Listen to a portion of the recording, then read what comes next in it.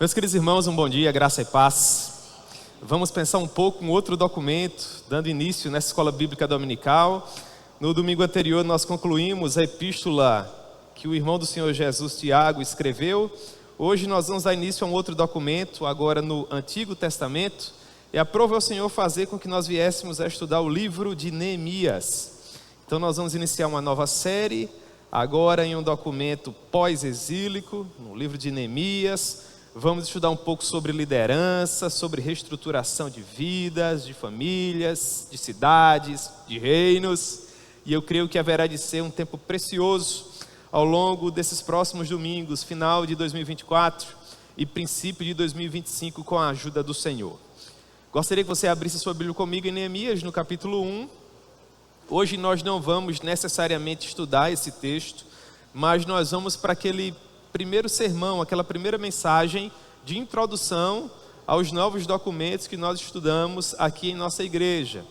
Hoje nós vamos criar um contexto para todas as demais aulas que nós teremos com base nesse livro.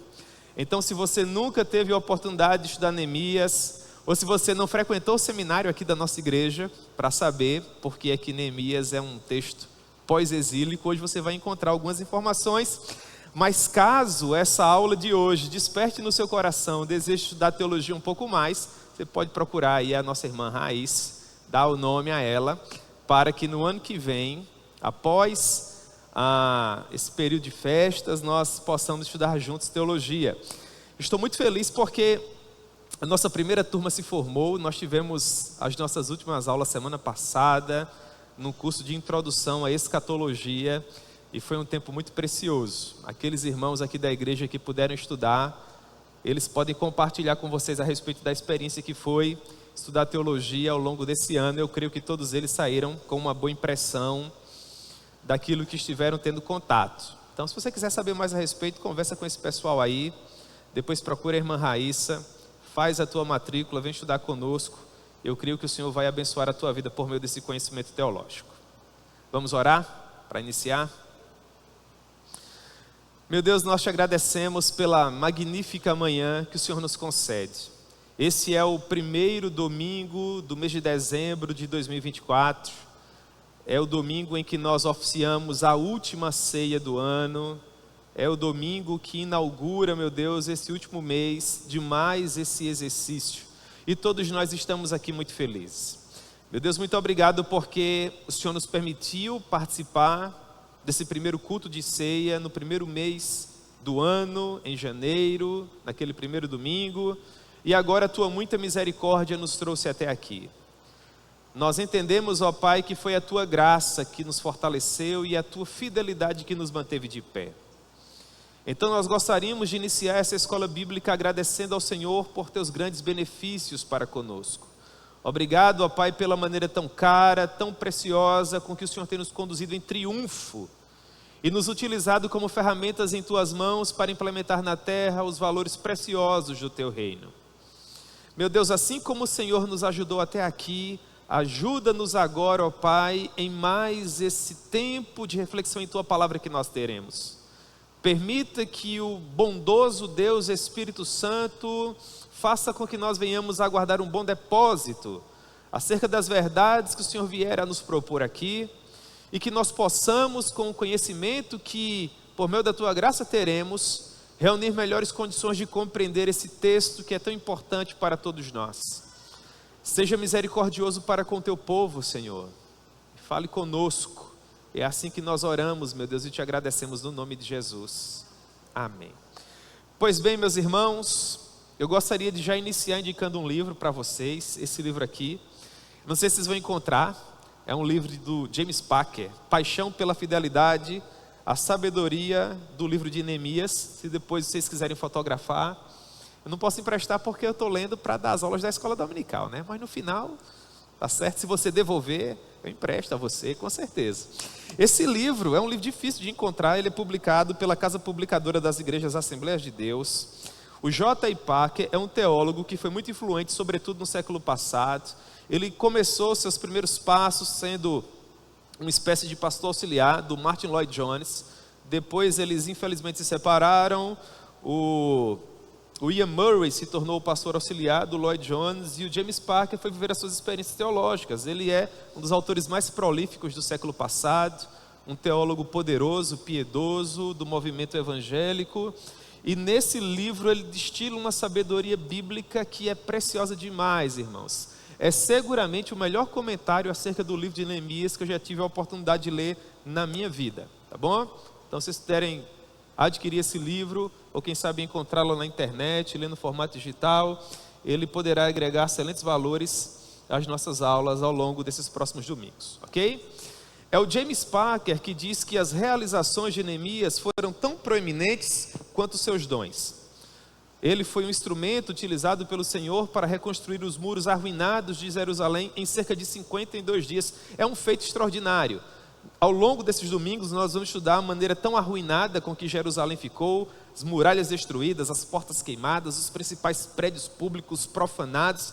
E em 52 dias esse homem, que era um escravo doméstico, copeiro do rei da Pérsia, conseguiu um feito extraordinário: reunir pessoas que não eram da área da construção civil, mas que eram profissionais liberais das mais diversas áreas em um único corpo, dirimir as muitas celeumas, os muitos problemas de relacionamento que surgiram no meio daquele povo, para além dos problemas que foram causados pelos opositores, Sambalate, Tobias, Gesem, o Arábio, e em tão pouco tempo conseguir um fato tão extraordinário: reconstruir as muralhas de Jerusalém e colocar as suas portas nos lugares.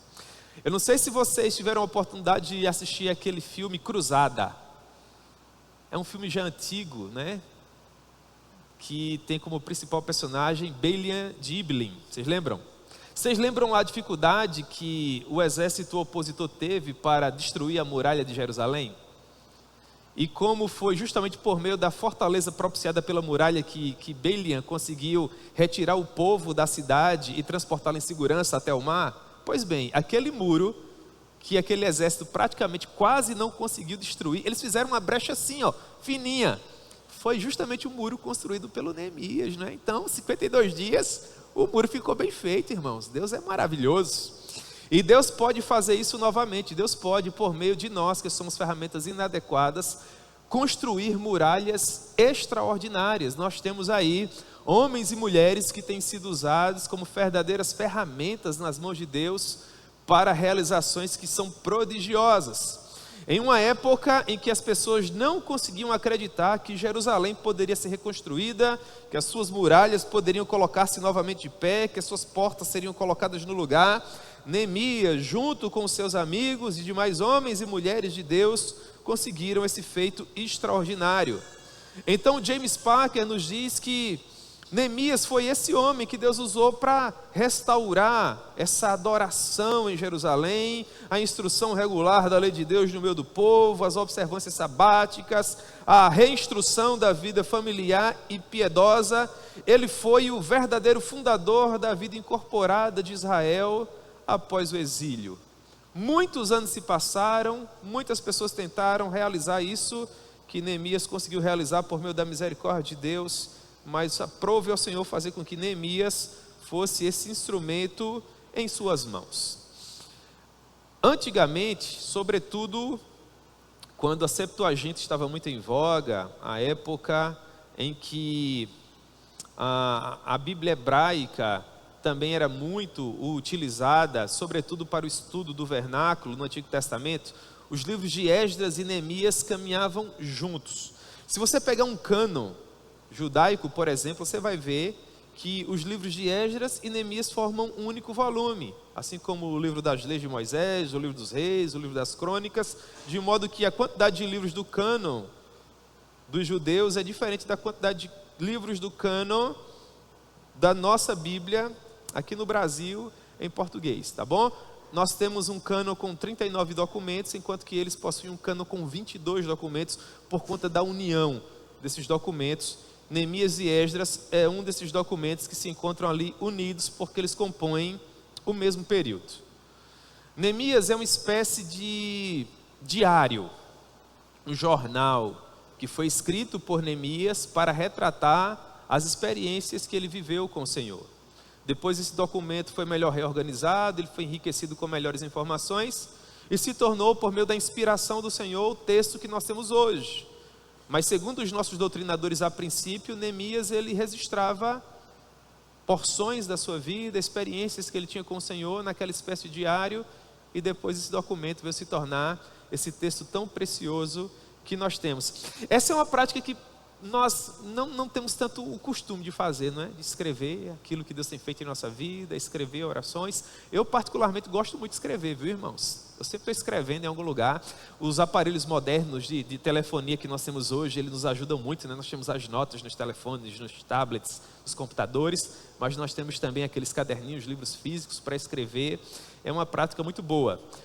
Inclusive, no final do ano, eu sempre tenho como costume ler parte daquilo que eu escrevi ao longo desse ano. Então, aqueles dissabores, aquelas alegrias que geralmente nós temos, eu costumo escrever, coloco a data, o mês em que aconteceu, escrevo muitas orações, as minhas conversas com o Senhor, e é muito bom porque lá pelo dia 30, 31 de dezembro, 1º de janeiro, eu leio tudo isso.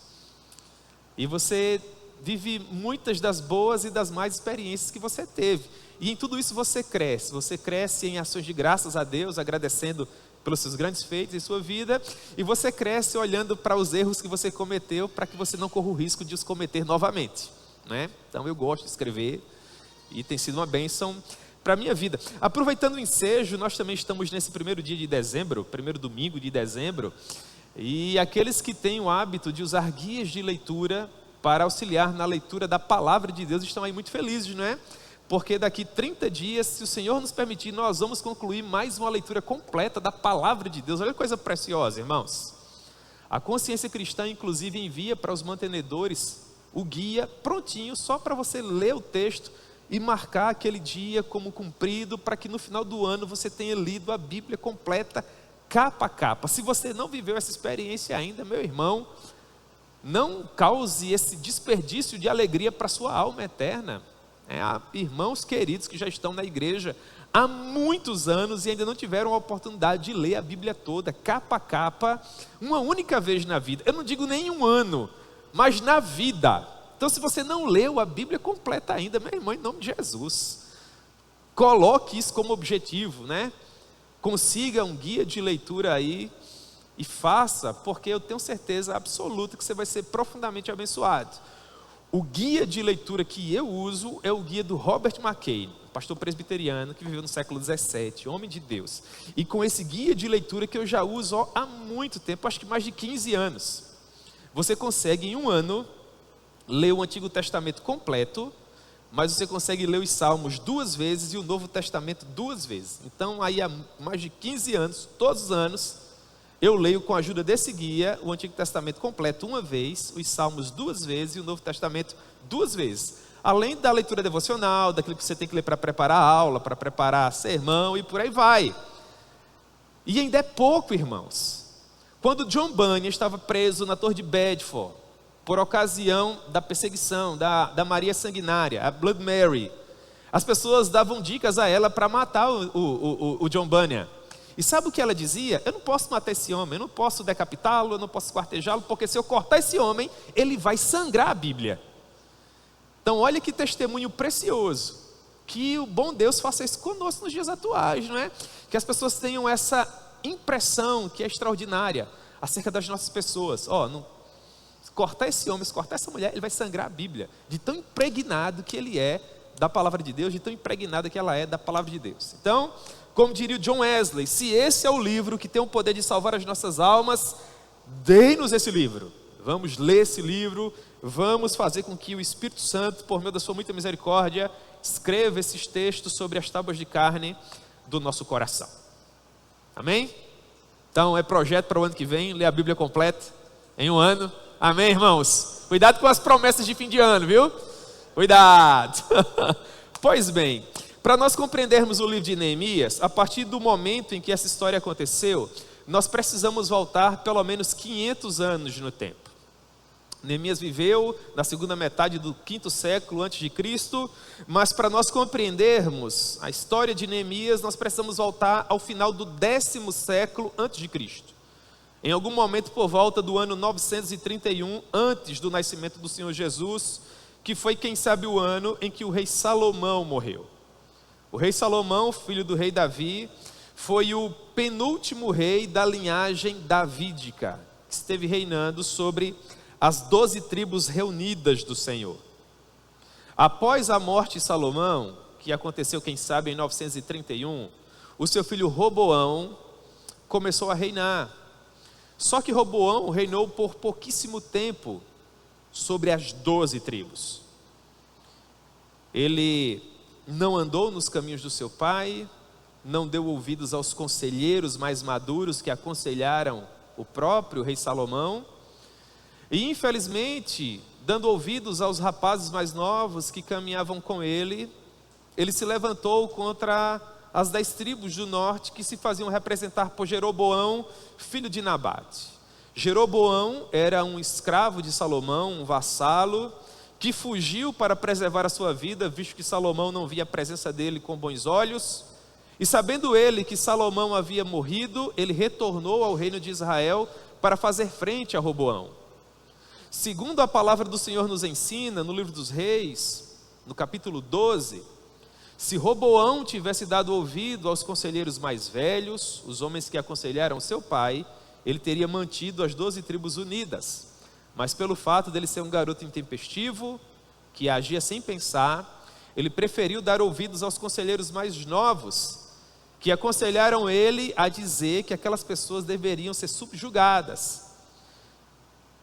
Ele disse para aquelas pessoas que o dedo mínimo dele era mais espesso que os lombos do seu pai. Se o pai havia ferido aquele povo com chicotes, ele haveria de feri-los com escorpiões. E quem gosta de ouvir esse tipo de coisa, não é?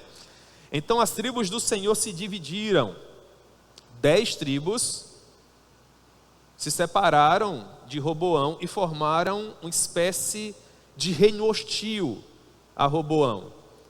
Constituíram como capital a Samaria e formaram um novo reino, que ficou conhecido como Reino Samaritano ou Reino do Norte. Jeroboão foi o primeiro desses reis. Depois dele, nós tivemos mais 19 outros reis em 8 dinastias.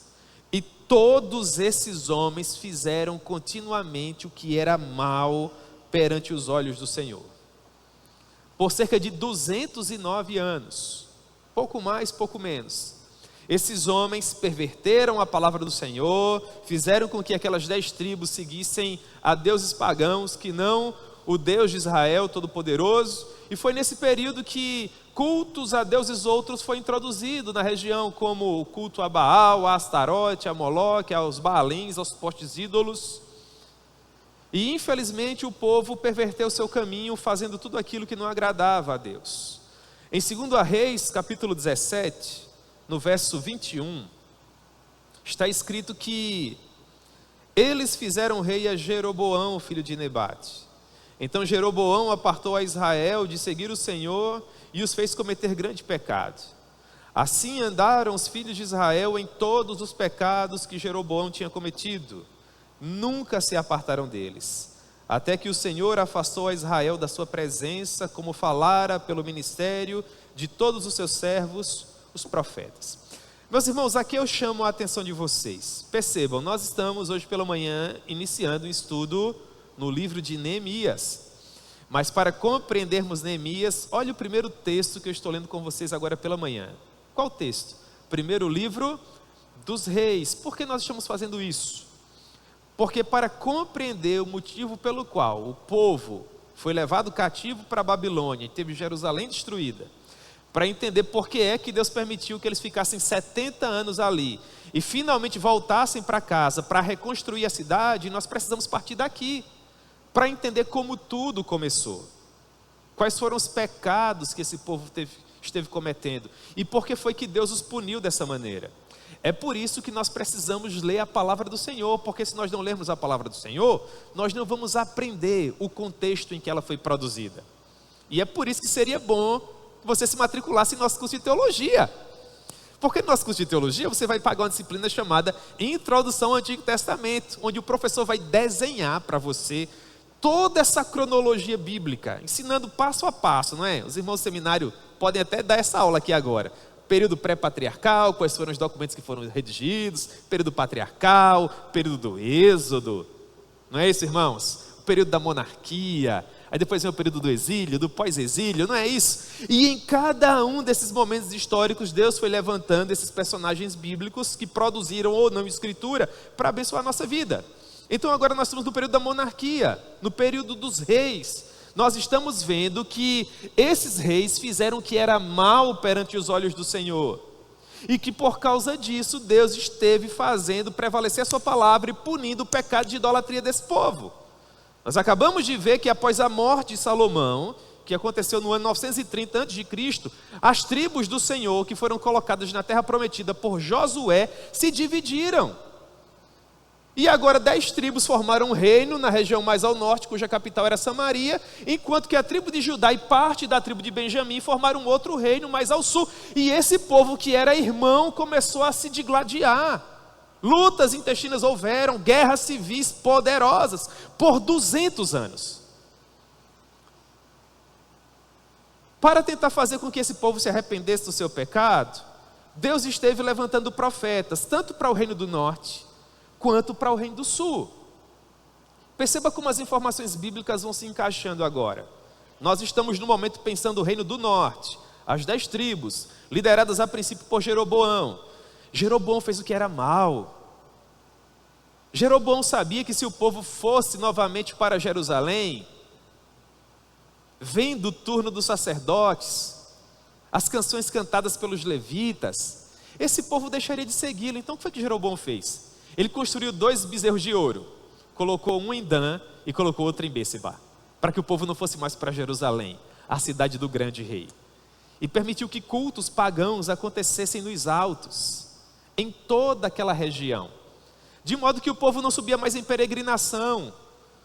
O povo não ia mais a Jerusalém por ocasião dos tabernáculos, da Páscoa, do Pentecostes. Eles ficavam restritos apenas às 10 tribos. E deuses pagãos começaram a prejudicar o caminhar daquele povo. É nesse contexto, por exemplo, que Deus levanta Elias.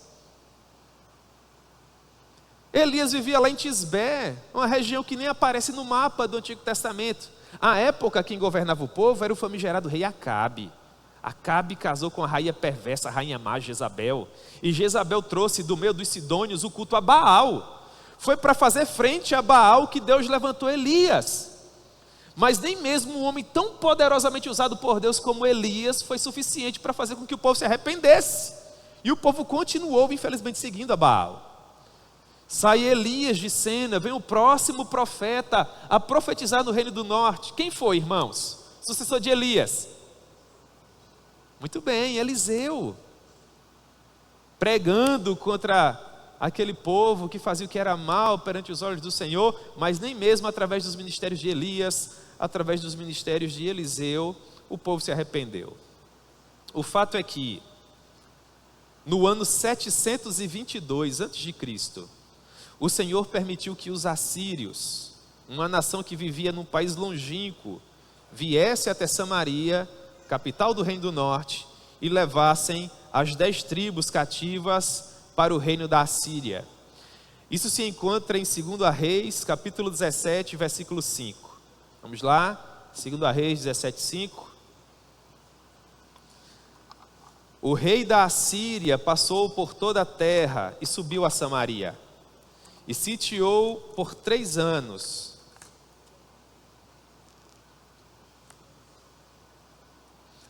No ano 9 de Oséias, Oséias II no caso, esse foi o último rei dessa dinastia, o 19º rei após a morte de Salomão. No ano 9 de Oséias, o rei da Síria tomou a Samaria e transportou a Israel para a Síria, e os fez habitar em Ala, junto a Abor e ao rio Gozã e nas cidades dos Medos. O que aconteceu depois? As 10 tribos do norte foram levadas para a Síria, lá no Crescente Fértil, já próximo à Mesopotâmia. E uma vez lá, as tribos do norte se misturaram com os povos daquela região, em casamentos mistos, de modo que com o passar dos anos e dos séculos, toda aquela cultura se misturou a tal ponto com as culturas daquela região que as tribos do norte finalmente desapareceram. E para completar, os assírios trouxeram outros povos de outras regiões para habitar no lugar das 10 tribos do norte. E esses povos, por sua vez, também se misturaram e formaram um novo povo, que à época do Senhor Jesus eram conhecidos como os samaritanos. Não é assim? Muito bem. E quanto ao Reino do Sul? O Reino do Sul permanecia lá em Jerusalém. A tribo de Judá e parte da tribo de Benjamim não foi afetada pela invasão assíria. Na verdade, após a invasão assíria, 100 anos se passaram para que alguma coisa acontecesse com o Reino do Sul. E ao longo desses 100 anos, muitos outros reis estiveram reinando a partir de Jerusalém. Todos eles da linhagem de Davi. O Reino do Sul teve um rei a mais nesse período. 20 reis, todos da mesma dinastia, todos filhos de Davi, todos da tribo de Judá. Esses homens poderiam ter olhado para o exemplo do Reino do Norte e terem aprendido com esse exemplo que com Deus não se brinca. Deus pune o pecado da idolatria. Mas infelizmente os nossos irmãos do Reino do Sul não se preocuparam com isso, tampouco se arrependeram do seu pecado. Eles também eram idólatras, infelizmente. Ainda que nós tenhamos acessos de avivamento no Reino do Sul. Nós tivemos avivamentos por ocasião do reinado de Uzias, nós tivemos avivamentos por ocasião do reinado de Zedequias, nós tivemos o último dos grandes avivamentos por ocasião do reinado de Josias.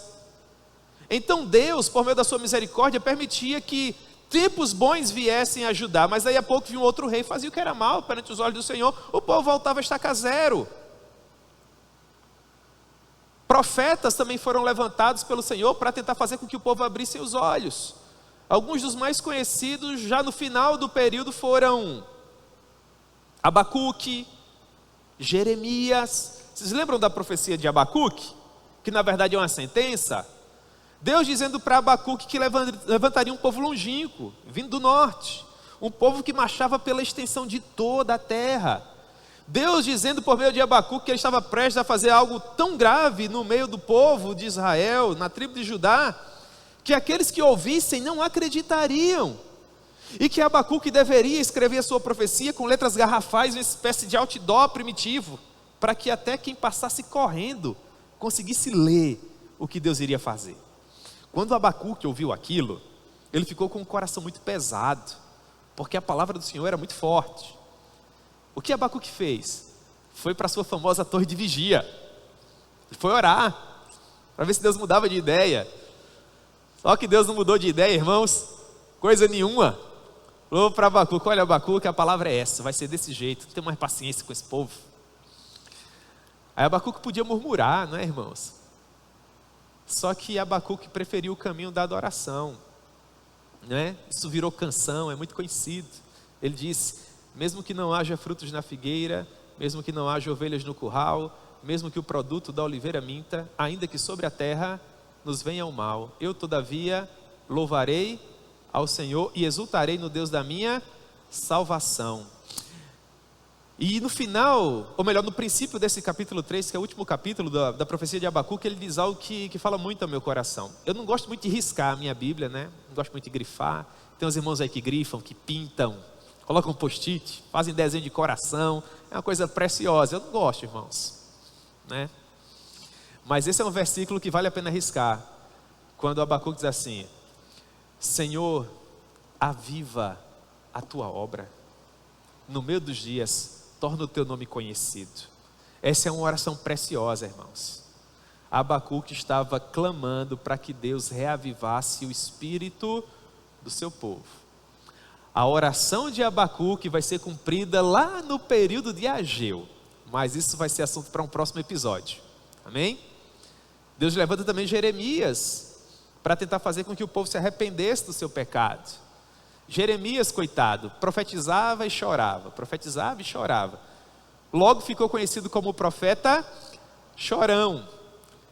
Foi por meio de Jeremias que o Senhor disse que esse povo seria punido, eles seriam levados para a Babilônia, e eles amargariam 70 anos de humilhação ali, para aprender que com Deus não se brinca. Jeremias 25:11 está escrito que esse povo ficaria 70 anos ali. Até que finalmente, irmãos, essa profecia se cumpriu. No ano 605, 604 a.C., reinava sobre a cidade de Jerusalém, sobre a tribo de Judá, o filho do rei Josias, Jeoaquim. E Jeoaquim, infelizmente, fez o que era mal perante o Senhor. De modo que em 2 Reis, capítulo 24, esse capítulo é muito importante para compreender os textos pós-exílicos, os textos pós-Babilônia. 2 Reis, capítulo 24. Em 2 Reis, capítulo 24, verso 1 está escrito assim: Nos dias de Jeoaquim, filho de Josias, subiu Nabucodonosor, rei da Babilônia, contra ele, para que se cumprisse o que foi dito por Jeremias, para que se cumprisse o que foi dito por Abacuque, para que se cumprisse o que foi dito pelo profeta Miqueias. São profetas contemporâneos, viveram na mesma época, tá bom? Subiu Nabucodonosor, rei da Babilônia, contra ele, e ele por 3 anos ficou seu servo. Então se rebelou contra ele. Enviou o Senhor, não inimigo, não um reino hostil. Olhe para o verso 2 do capítulo 24. Enviou quem? O Senhor. Enviou o Senhor contra Jeoaquim bandos de caldeus e bandos de sírios e de moabitas e dos filhos de Amon. Enviou-os contra Judá para os destruir, segundo a palavra que o Senhor falara por meio dos profetas. Você está vendo que está no plural? Jeremias, Abacuque, Miqueias. Os profetas seus servos. Pois bem, essa é a primeira invasão. É justamente nessa invasão que a aristocracia de Israel é levada cativa para a Babilônia. É justamente aqui que Daniel, Sadraque, Mesaque e Abednego viajam para a Babilônia, por ordem de Nabucodonosor. Mas após essa primeira invasão, no final do 7º século, por volta de 604 a.C., mais 2 outras invasões aconteceram. Vocês percebem como Deus é longânimo? Existem doutrinadores que afirmam que após essa primeira invasão, se o povo tivesse arrependido, no pó e na cinza, talvez eu tivesse mudado de ideia, quem sabe. Mas o povo nem assim se arrependeu. O próximo rei, que era sobrinho de Josias, o Joaquim, que começou a reinar justamente por volta de 604, também fez o que era mal perante os olhos do Senhor. Então os babilônicos vieram mais uma vez no ano 598. 2 Reis, capítulo 24, verso 10, está escrito: Naquele tempo subiram os servos de Nabucodonosor, rei da Babilônia, a Jerusalém, e a cidade foi cercada. Segunda vez, irmãos. 6 anos de diferença. Nabucodonosor, rei da Babilônia, veio à cidade quando os seus servos a sitiavam. Então subiu Joaquim, rei de Judá, a encontrar-se com o rei da Babilônia, ele, sua mãe, seus servos, seus príncipes, os seus oficiais, e o rei da Babilônia, no 8º ano do seu reinado. Então Nabucodonosor o levou cativo. Levou dali todos os tesouros da casa do Senhor, e os tesouros da casa do rei, segundo tinha dito o Senhor. Cortou em pedaços todos os utensílios de ouro que fizera Salomão, rei de Israel, para o templo do Senhor. Transportou a toda Jerusalém, todos os príncipes, todos os homens valentes, todos os artífices, todos os ferreiros, ao todo 10.000 pessoas. Ninguém ficou. Dessa vez só ficou o povo pobre da terra. O que significa dizer que eu não teria viajado, eu acho que você também não teria ido dessa vez não, né? Os pobres ficaram, ninguém daqui da igreja ia. Mas irmãos, o que é que parte o coração aqui? Todos os utensílios do templo foram levados para a Babilônia, o templo foi profanado. Você consegue imaginar o que um coração que está distante do Senhor pode causar? Invasões como essa acontecem ainda hoje, só que não num templo, mas em nossos corações. Dos nossos corações, às vezes essas invasões acontecem em nossas famílias. Seu coração de pedra se afasta dos bons caminhos do Senhor, você se torna insensível à voz do nosso rei, e quando menos se espera, o inimigo das nossas almas invade o reino que outrora era nosso, dado pelo Senhor, nosso lar doce lar. união que tínhamos com o nosso cônjuge, com os nossos filhos, e o inimigo destrói as muralhas que defendiam os nossos lares, queima as portas, leva aquilo que nós tínhamos de mais precioso, e às vezes nem mesmo quando essas coisas acontecem, nós conseguimos abrir os nossos olhos para perceber que nós estamos distantes do Senhor. Que Deus guarde o nosso coração. Deus guarde o nosso coração. O povo se arrependeu? Não se arrependeu. Um outro rei é levantado, Zedequias. E Zedequias também fez o que era mal perante os olhos do Senhor. Segundo a Reis, capítulo 25, a partir do verso 1.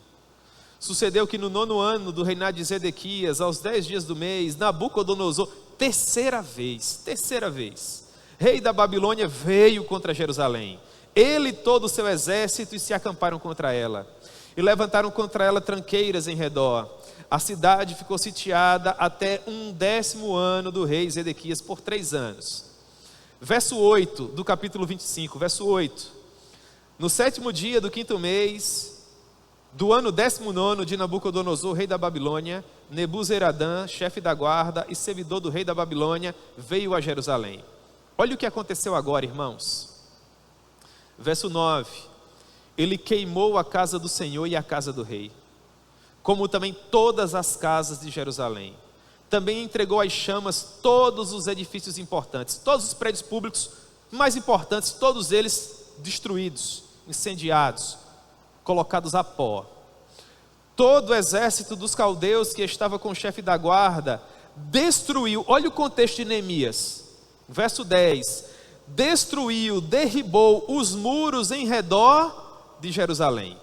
Então foi justamente nessa terceira invasão, por volta do ano 586 a.C., que as muralhas foram destruídas, que as portas foram queimadas, que os principais prédios vieram abaixo. Verso 11 do capítulo 25 de 2 Reis. Agora sim, o mais do povo que havia ficado na cidade, e os desertores que se entregaram ao rei da Babilônia, e o mais da multidão, Nebuzaradã, o chefe da guarda, levou cativos. Agora foi todo mundo. Os doutrinadores afirmam que essa viagem acontecia em fila indiana, dos mais nobres aos mais humildes. As pessoas iam com cadeias de bronze nas mãos, nos pés, no pescoço, marchando por meses, de Israel, atravessando Fenícia, Síria, Assíria, até finalmente chegar à gigantesca província da Babilônia, para ser instalada ali. Essa viagem durava meses, era uma viagem muito difícil, e o povo ia a pé. Só aqueles que de fato eram os mais pobres, que não podiam viajar por quaisquer motivos, o chefe da guarda permitiu que ficassem por vinheteiros e para lavradores, para que a região não ficasse desabitada de vez. Quem causou tudo isso? Sabemos que o pecado. Mas através de quem? Através dos líderes. O príncipe dos pecados é o pecado da liderança, irmãos. As principais heresias que mais prejudicaram o caminho do Senhor, a igreja do nosso Deus, não surgiram dos bancos da igreja, mas dos púlpitos, por meio daqueles que deveriam proteger o rebanho e que na verdade o prejudicavam. Então percebam como é importante que aqueles que foram levantados por Deus para liderar aqueles que foram comprados pelo sangue de Cristo, permaneçam com seus corações íntegros e retos na presença do Senhor. Essa terceira viagem, onde todo o povo foi levado e a cidade foi arrasada, é o contexto do Salmo 137. Então percebam como nós vamos caminhando pelos textos da Escritura. Nós lemos alguns textos no primeiro livro dos Reis, nós lemos alguns textos agora no segundo livro dos Reis. Por que agora no segundo livro dos Reis? Porque é o final da monarquia. A monarquia agora acabou. O reino do norte foi destruído, o reino do sul foi para a Babilônia. Acabou o período monárquico, acabou o livro dos Reis, acabou o livro das Crônicas, não tem mais. Outros livros agora surgirão. Um texto que marca bem esse período é o Salmo 137. Você nunca mais vai ler o Salmo 137 da mesma forma, porque agora você sabe o contexto. Olha o que diz o Salmo 137.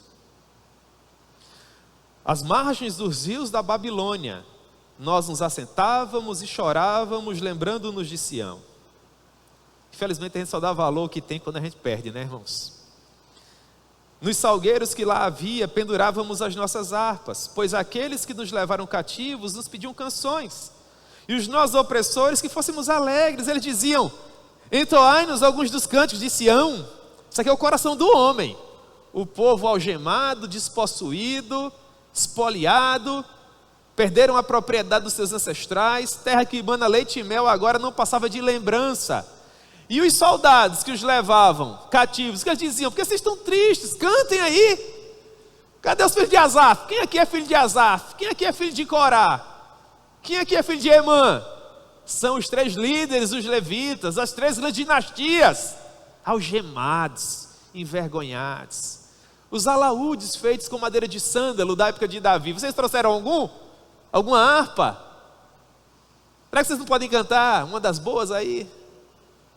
E eles diziam, verso 4: como porém haveríamos de entoar o canto do Senhor em terra estranha? Então eles fizeram uma promessa, uma afirmação de propósito, aquilo que o Jonathan Edwards chamava de resolução, no verso 4. Uma promessa para que eles continuassem caminhando na Babilônia, uma promessa de esperança. Eles disseram assim, Salmo 137, verso 4, ou melhor, verso 5: se eu de ti me esquecer, ó Jerusalém, que se resseque a minha mão direita, apegue-se a minha língua ao paladar, se me não lembrar de ti, se não preferir eu a Jerusalém, a minha maior alegria. Foi o Salmo 137 que em 1945, Ariel Began, após um voto de Minerva do brasileiro Oswald Aranha, leu para todo mundo, quando Israel voltou a ser um Estado democrático de direito. É magnífico, não é? A história é belíssima. É belíssima, não é, irmãos? Você vai pegando os textos bíblicos e vai compondo assim a história. É muito bom isso. Pois bem, agora o povo chegou na Babilônia. Uma vez que o povo agora chegou na Babilônia, nós temos 2 livros, 2 documentos que nos ajudam a compreender como foi esse período de 70 anos na Babilônia. Nós temos o livro do profeta Daniel e nós temos o livro do profeta Ezequiel. Qual a diferença entre Ezequiel e Daniel, que foram profetas contemporâneos? A primeira diferença é que Daniel viajou na primeira leva e Ezequiel na segunda. Daniel profetizou para os ricos e Ezequiel profetizou para os pobres. Daniel esteve em uma das 7 maravilhas do mundo, a grande Babilônia, dos seus jardins suspensos, das suas festas grandiosas, enquanto que Ezequiel esteve junto ao rio Quebar, no meio do povão, pregando para um povo que não queria dar ouvidos à sua mensagem. Daniel era o primeiro ministro de 7 dinastias. Ezequiel era um homem que pregou no meio de um povo cujo Senhor disse para ele: eu vou colocar você, Ezequiel, no meio de serpentes e escorpiões. E esse povo não vai dar ouvidos a você. Mas quando finalmente seu ministério chegar ao fim, eles saberão que no meio deles esteve um profeta. Meu Deus do céu, irmãos. Depois dê uma lida com carinho no livro do profeta Ezequiel. Ezequiel foi um homem que caminhou muito com Deus. O que Deus pedia para Ezequiel fazer, irmãos, exige uma renúncia sem igual. Não tem como você ler o livro de Ezequiel e permanecer da mesma forma. Uma das profecias que mais assim afetam o meu coração foi a maneira como Deus levou a esposa de Ezequiel. Ele fala através de metáforas, se você não tiver cuidado, você quase não vai entender. De uma maneira muito sucinta, para demonstrar a maneira como Deus se sentia pelo fato da sua noiva ter se levantado contra ele e o abandonado. Em um belo dia pela manhã, Deus levou a esposa de Ezequiel. Ele disse: o Senhor me tomou a delícia dos meus olhos. E no mesmo dia à tarde, ele me mandou pregar. Você tem ideia de como o coração do profeta se encontrava? para que Deus desse um exemplo ao povo. Mas não se engane, mais pesado que o coração de Ezequiel estava o coração do Senhor. Se Ezequiel sofria, o Senhor muito mais. Uma outra profecia é quando por 7 anos Deus manda Ezequiel preparar a comida dele com esterco de vaca misturado. Vocês lembram dessa profecia? Olha, Ezequiel, você vai preparar o seu alimento na frente de todo mundo. Você vai colocar esterco para simbolizar a profanação da minha casa, dos meus memoriais. Ezequiel falou: Senhor, nunca coloquei. Aliás, irmãos, não era esterco não, era excremento humano de fato.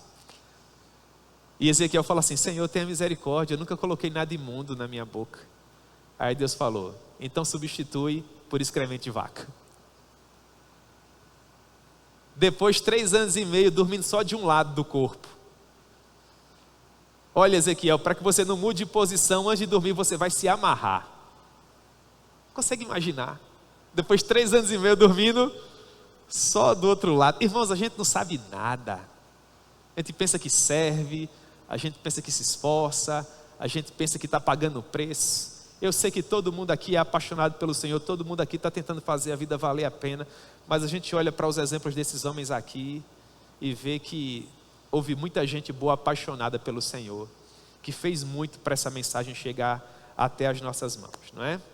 Você quer aprender mais a respeito dos 70 anos que o povo ficou na Babilônia? Vai ler Ezequiel, filho de Buzi, sacerdote do Senhor. Você quer aprender mais a respeito de como o povo viveu na Babilônia? Vai ler Daniel. O capítulo 1 do livro de Daniel é um resumo extraordinário. Daniel capítulo 1, verso 3, o que é que está escrito lá? Que trouxessem alguns dos filhos de Israel, Nabucodonosor deu ordens, que trouxessem alguns dos filhos de Israel, tanto da linhagem real como dos nobres, jovens sem nenhum defeito, de boa aparência, instruídos em toda a sabedoria, doutos em ciência, versados no conhecimento, e que fossem competentes para assistirem no palácio do rei, e lhes ensinassem a cultura e a língua dos caldeus. Determinou-lhes o rei a ração diária das finas iguarias da mesa real e do vinho que ele bebia, e que assim fossem mantidos por 3 anos, ao cabo dos quais assistiriam diante do rei. Entre eles se achavam dos filhos de Judá, Daniel, Ananias, Misael e Azarias. O chefe dos eunucos lhes pôs outros nomes, a saber, a Daniel Belsazar, a Ananias Sadraque, Misael Mesaque e Azarias Abednego. O objetivo de Nabucodonosor era fazer com que a linhagem aristocrática de Israel se acomodasse, se aculturasse a tal ponto na Babilônia, de modo que eles não sentissem mais o desejo de voltar para casa. Seria a cartada final. Nabucodonosor, um homem muito inteligente, sabia que muros poderiam ser reconstruídos, prédios profanados podiam ser reconsagrados, à semelhança do templo. Mas se o povo perdesse a visão, Nabucodonosor venceria de uma vez por todas. É por causa disso que ele diz: olha, eu quero a fina flor do povo de Judá, o filho dos reis, os filhos dos nobres, eu quero comigo no meu palácio, comendo das minhas finas iguarias. Eu quero que eles esqueçam o projeto do Senhor, e eles comprem a minha visão e vivam com base no meu projeto. Não contava Nabucodonosor que 4 adolescentes colocariam firmemente no seu coração o desejo de quê? Não se contaminar. Aí deu errado, irmãos. Perceba, milhares foram levados. Deus podia ter separado 4.000, Deus podia ter separado 400 ou 40. Bastou separar quantos? 4 adolescentes chegaram na Babilônia com 12, 13 anos no máximo, longe do pai, da mãe, da terra que eles amavam, do templo do seu Deus, sem verem as ordens sacerdotais, os turnos dos levitas, isolados a milhares de quilômetros de distância de casa, sendo pressionados de todas as formas para deixarem o seu Deus, para esquecerem seus valores, para se tornarem outras pessoas. Tentaram mudar até a identidade dos garotos, com a mudança dos seus nomes. E eles resolveram firmemente no seu coração não se contaminar. Aí vem o João Calvino. Alguém aqui já ouviu falar do João Calvino? O João Calvino diz que Daniel e os seus 3 amigos eram a bandeira de Israel na Babilônia. Como é que o cara diz um negócio bonito assim, né, irmãos? Você lê um negócio desse no livro e você fala assim, em oração para Deus. Por que eu não digo isso, né? Eu só faço ler essas coisas. Daniel e os seus 3 amigos eram a bandeira de Israel na Babilônia. Será que você é Israel do Senhor na escola que você estuda? Na universidade que você frequenta? Na empresa em que você trabalha? Será que as pessoas olham para você e percebem que você resolveu firmemente no seu coração não se contaminar? Daniel se tornou o primeiro-ministro de Nabucodonosor. E por 70 anos ele permaneceu nesse cargo. Ele foi primeiro-ministro sob o reinado de Evil-Merodach, depois de Nergal, depois de Nabônido. E finalmente ele era o primeiro-ministro quando Belsazar reinava. Ou seja, do capítulo 1 de Daniel ao capítulo 5, 70 anos se passam. No final do capítulo 5 de Daniel, quando Belsazar reinava sobre a Babilônia, ele resolveu dar uma grande festa. Daniel capítulo 5, verso 1. O rei Belsazar deu um grande banquete a 1000 dos seus grandes e bebeu vinho na presença dos 1000. Enquanto Belsazar bebia e apreciava o vinho, mandou trazer os utensílios de ouro e de prata que Nabucodonosor, seu pai, tirara do templo que estava em Jerusalém, para que neles bebessem o rei e os seus grandes e as suas mulheres e as suas concubinas. Se você gosta de grifar sua Bíblia, seria bacana você colocar assim, 2 Reis, capítulo 24, verso 10, para você saber que os utensílios foram roubados lá em 2 Reis, capítulo 24, e agora estão aparecendo, 70 anos depois, em Daniel, capítulo 5. Concordância bíblica, chave linguística, você está vendo aí, os links surgindo? Então trouxeram os utensílios de ouro que foram tirados do templo da casa de Deus e que estavam em Jerusalém, e beberam neles o rei, os seus grandes, as suas mulheres e as suas concubinas. Beberam o vinho, deram louvores aos deuses de ouro, de prata, de bronze, de ferro, de madeira, de pedra, e no mesmo instante, isso é bonito, né, irmãos? Apareceram uns dedos de mão de homem, e escreviam de fronte do candeeiro, na caiadura da parede do palácio real, e o rei via os dedos que estavam escrevendo. Se você tem uma imaginação igual a minha, eu já fico vendo, sabe, a mãozinha escrevendo assim. O que foi que ela escreveu? Verso 25 do capítulo 5. Esta, pois, é a escritura que se traçou, Mene, Mene, Tekel, Parsim. Essa é a interpretação daquilo. Mene, contou Deus o teu reino e deu cabo dele. Tekel, pesado foste na balança e achado em falta. Pérez, dividido foi o teu reino e foi dado aos medos e os persas. Naquela mesma noite, Ciro invadiu a Babilônia. A Babilônia tinha um monte de jardim, os seus famosos jardins suspensos. E para manter esses jardins verdejantes, bonitos, os babilônicos desviavam um canal a partir do rio Eufrates para regar todos os jardins. Sabe o que foi que Ciro fez? Ele desviou a água. Então o canal se tornou uma verdadeira porta aberta para a muralha e para a cidadela da Babilônia. Todo mundo já estava se embriagando há vários dias, eles nem perceberam quando os persas entraram. Em uma noite, a Babilônia caiu. O que acontece depois? E a gente vai encerrar agora. Quando a Babilônia caiu e os persas assumiram o poder, a pessoa que se sentou no trono foi Dario. Então os filhos de Israel, o povo de Judá, compreendeu que aquilo estava acontecendo, porque Deus estava planejando tudo. Eles pegaram o livro do profeta Isaías. Olha outro livro do Antigo Testamento aparecendo. Isaías escreveu essa profecia cerca de 150, alguns que dizem 200 anos antes de Ciro nascer. Ciro, Dario. E eles pegaram o livro do profeta Isaías e mostraram a ele, que já era o rei. Isaías 44, 28. Olha o que está escrito, Isaías 44, 28. Irmãos, 150 anos antes dele nascer, olha o que Isaías disse a respeito dele. Que digo a Ciro, Ele é meu pastor e cumprirá tudo que me apraz. Que digo também de Jerusalém, será o quê? Edificada. E o templo será o quê? Fundado. O povo pegou a profecia, mostrou para Ciro e disse: está vendo aí, Ciro, sabe por que é que você está conseguindo vencer todo mundo? É porque o Deus Todo-Poderoso é com você. Você foi levantado por Deus para implementar na terra a vontade dele.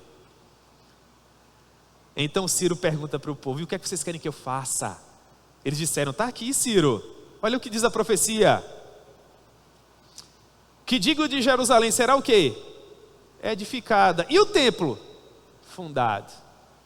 Então Ciro deu ordens para que todos aqueles que desejassem voltar para casa, finalmente voltassem. Fazia quanto tempo que o povo estava na Babilônia quando isso aconteceu? Há muitas coincidências na Bíblia. Haviam se passado exatamente 70 anos. Exatamente como havia profetizado Jeremias. Então o povo agora pôde voltar para casa. Se quando o povo foi levado cativo, o salmo foi o Salmo 137, quando o povo pôde voltar para casa, eles escreveram outro salmo. O Salmo 126. Vamos lá? Para orar, para encerrar. O que é que diz? É bonito demais, irmãos. Vocês conseguem imaginar o povo voltando para casa? Eu imagino isso. O povo voltando para casa, a mala na mão. Muita gente boa nasceu ao longo dos 70 anos. Outros que chegaram na adolescência estavam voltando velhinhos. E dizendo: quando o Senhor restaurou a sorte de Sião, ficamos como quem sonha. Então a nossa boca se encheu de riso e a nossa língua de júbilo. Então entre as nações se dizia: grandes coisas o Senhor tem feito por eles. Com efeito, grandes coisas fez o Senhor por nós e por isso nós estamos alegres. Eles caminhando, voltando para Jerusalém e o povo dizendo: com efeito, grandes coisas fez o Senhor por eles. Quem diria, esse povo está voltando para casa, ninguém acreditava mais. Não foram 7 meses ou 7 anos, foram 70 anos. E o povo respondia: é verdade. Com efeito, grandes coisas fez o Senhor por nós e por isso nós estamos alegres. O que mais me chama a atenção é o verso 5 do Salmo 126. E agora vocês vão entender o contexto. Verso 5 do Salmo 126. Os que com lágrimas semeiam, com júbilo. Quem foi que semeou com lágrimas, irmãos? Foi Daniel, foi Sadraque, foi Mesaque, foi Abednego. Pensando que é fácil, é? Fornalha de fogo, cova dos leões. E Ezequiel, irmãos? Caminhando com o Senhor, o remanescente fiel. O que é que Deus diz através do profeta Malaquias? Eu sempre preservarei um remanescente fiel. Sempre, sempre. Haverá um povo que não vai comer na mesa de Jezabel, que não vai se curvar aos seus caprichos, que vai caminhar andando e chorando para que outros possam voltar com os seus feixes, com os seus molhos.